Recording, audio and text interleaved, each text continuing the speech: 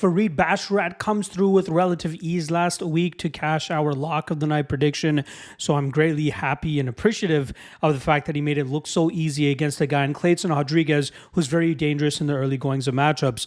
We also swept the board in terms of the rest of the lock of the night predictions from the LFA lock of the night that we had, as well as yesterday's Tuesday night contender series, the under 1.5 in the main event between Bruno Lopez and Brandison Ribeiro, who pulled off a giant upset that night. But thankfully, it didn't matter too much to us because it still cashed under 1.5, and that was the play at the end of the day.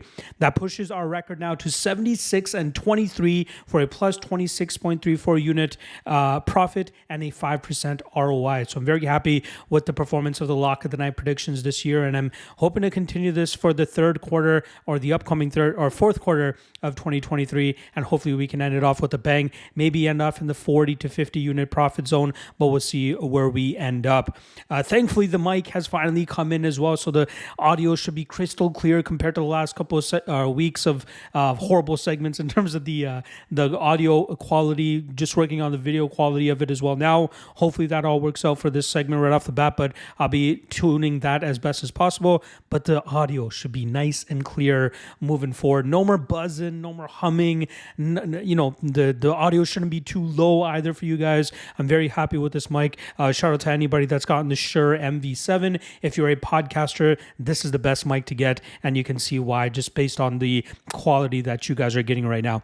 All right, let's not waste too much more time. I got a bunch of segments to get through over the next couple days. Tonight, this is Wednesday night, I'll be dropping this one for you guys, the top 3 lock of the night candidates, and then tomorrow I'm going to be dropping the top 3 dog of the night candidates, the Locky two-step / Locky Trinity, as well as the quick picks for UFC 293, a new segment that I kind of want to introduce to the channel for people that have a shorter attention span. And I'm seeing a lot of channels doing very well with giving out quick picks in terms of 8 to 10 minute videos of just going through the entire card and getting right to the point as to why they're picking those fighters. So you can expect that every Thursday moving forward for your boy, premiering tomorrow for UFC 293. All right, let's get right into the top 3 lock of the night candidates that I have for UFC 293. If you want to find out which one I'm actually going with, check the link in the description below for the Patreon to the MMA LLTN Patreon, and you can find out which one I am handing out and giving out to the patrons there to hopefully continue this 76-23 run that we're on for the year. All right. First one up that we got is going to be Shane Young and Gabriel Miranda. Fight doesn't go to decision at minus 175. Now, I'm kind of surprised that we're getting this number, but then when you look at Shane Young, you understand why. The guy is a bit of a decision machine, but when he has a decided striking advantage over his opponents, that's where he usually ends up getting the finish, like he did against Rolando D the last time he actually got a finish. Gabriel Miranda, on the other hand, this guy's fights are like Terrence McKinney's fights, and the fact that he either goes out there and gets an early finish or he ends up getting finished himself. The under 1.5, which is currently plus money, is 18-22 in Gabriel Miranda's career. Like, this guy has a history of gassing out if he's not able to get the finish, and that's where I think that Shane Young is going to be able to step on the gas and get Miranda out of there, probably early second round, maybe even late first round, but I'm going to be safe and take the fight doesn't go to decision at minus 175. I think that this is a tremendous violent spot, and I fully believe that Shane Young, who's on a pretty bad losing streak right now, has that fire under his ass to go out there and try to get the finish and win in front of his home crowd. Obviously, he dropped the ball earlier this year against Blake Builder, so his back is against the wall here, and if he doesn't win this fight, he probably ends up getting cut. So if, expect to see a fired up version of him. And then on the flip side for Miranda, once he gets his grappling going, he's very aggressive in terms of looking for the finish. And that either allows him to secure the finish or ends up forcing him to gas out. And that's where Young should be able to take over and finish him.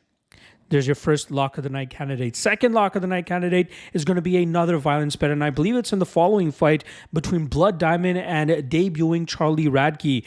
The fight doesn't go to decision. It's currently sitting at minus 225, but I'm expecting violence through this fight no matter where it goes. Charlie Radke, for those of you that don't know him, is a BJJ black belt, but he's very aggressive when he's looking to get fights to the ground and looking to latch onto submissions.